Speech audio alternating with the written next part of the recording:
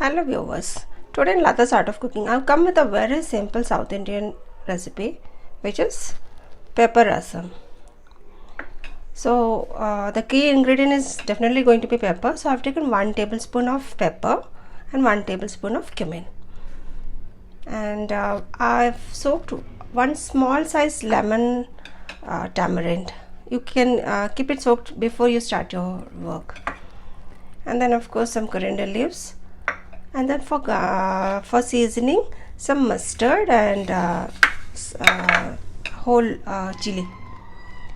And also, no South Indian dish recipe is complete without a curry leaf. So for seasoning, I'll be using curry leaves also, and of course a pinch of hing or asafoetida. Then you need a 1 large ripened tomato and some garlic. You don't have to peel it. You can for rasam you can always use it along with the skin, because you're just going to crush it, so you don't have to peel it. So this is some garlics also. So okay, the specialty is today I usually like preparing this rasam in a mud pot. That is something which I had learned from my granny and my mother also. It won't get spoiled, so you can, even if you leave it on a countertop, it will stay fresh for 2 days also. Okay, so for that, first I'll be crushing this the cumin and the pepper and this mortar and pestle. If you take a freshly ground pepper and cumin, your rasam will have a very good aroma and very good taste also. So always I suggest you go in for a freshly ground. If you don't have a mortar and pestle, you can definitely go whip it in your mixer jar also. So let me finish this and I'll show you how it is. Okay, I've coarsely powdered the pepper and the cumin. This is how it should be. Don't make a fine powder out of this, else your rasam won't taste so good. And now next I'm going to crush this garlic. I've just crushed this garlic also, and just let me keep it aside. Also the job of this mortar and the pestle is done. Now let's move on to a tomato. For that, you can either squeeze this with your hand, or you can just put it in a mixer jar, cut it into pieces and put it into a mixer jar and make a puree out of this.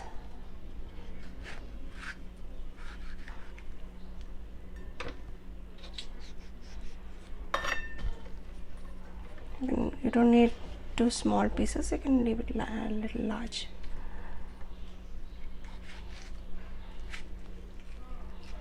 And ultimately you're going to make a puree out of this. So I'll make a puree and then come back.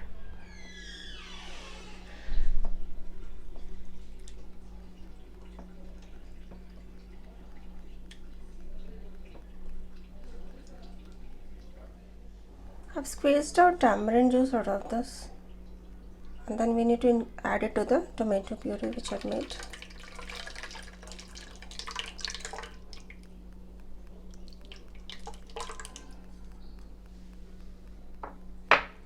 Our tomato puree tamarind juice is ready. I'll add 1 tablespoon of salt first initially, and then now this is done. Now let's light the stove and start the cooking process. Your mud pot is well heated. If you're new to the mud pot, if at all you have planned to buy a mud pot, it takes longer time to get heated, and again it takes longer time to cool down also. So let's get the oil get heated, and then we will season it. First we will season, and then we will pour in this tomato and the tamarind juice. Okay, it's well heated now.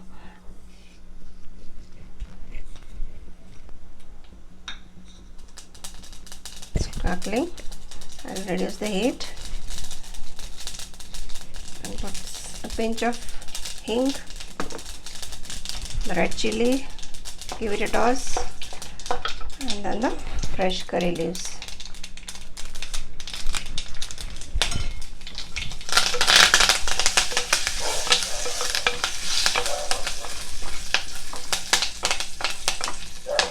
And there goes our the puree and the tamarind juice.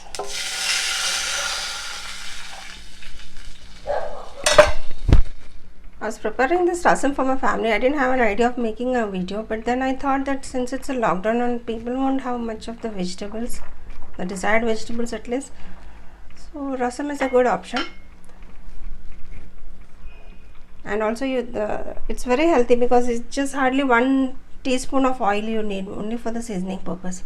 So whatever the water you need, you can add it right now. Later on, once this boil, okay, now we are boiling this tomato until the raw smells goes.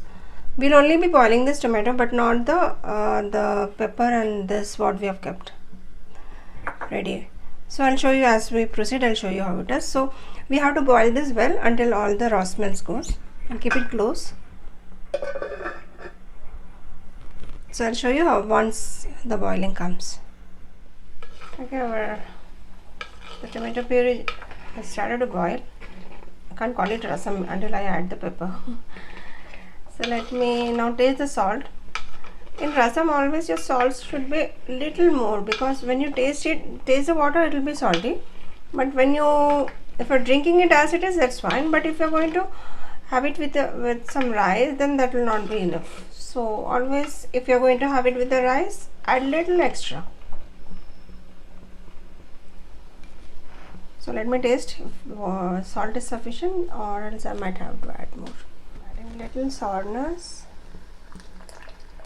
and also the salt.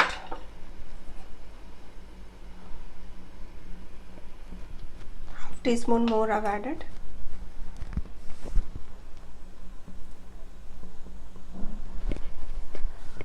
So I'll let it boil nicely till the tamarinds or the raw smell goes. At this stage, I'm going to add half of the coriander leaves which are chopped. This will definitely enhance the taste and aroma of your rasam.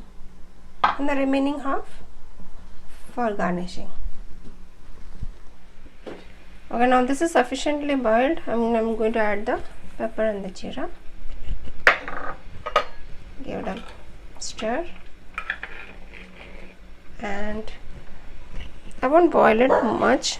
So once you add the pepper and the cumin powder, don't boil it much. Just switch it off and keep it closed, so that the pepper and the cumin aroma gets combined with the tamarind and the tomato puree juice. So that's it. Now I'll be garnishing it. Let it remain closed at least for 5 minutes. So spicy tangy rasam is ready. And we just garnish it with some coriander leaves. So please do try this recipe. And also there's one more rasam, a Karnataka special rasam, which I've made. You may try that also. I'll leave the link in the description. And all the ingredient list also I'll be leaving. So if you like my recipes, please leave your comment and also share it with your friends. So have a nice day. Bye bye.